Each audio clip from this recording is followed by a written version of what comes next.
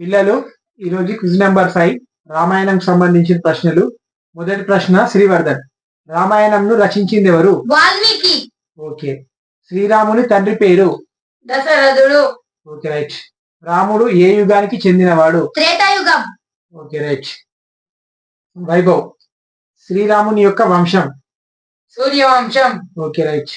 శ్రీవర్ధన్. శ్రీరాముని యొక్క తల్లి పేరు? కౌసల్య. Okay right. వైభవ్. శ్రీరాముణ్ణి అడవికి వెళ్ళమని దశరథునికి చెప్పింది ఎవరు? కైకేయి. Okay right. దశరథుని యొక్క భార్యలు? కౌసల్య, సుమిత్ర, కైకేయి. రైట్. సీతామాత తండ్రి పేరు ఏమిటి? జనక మహారాజు. Okay right. శ్రీవర్ధన్.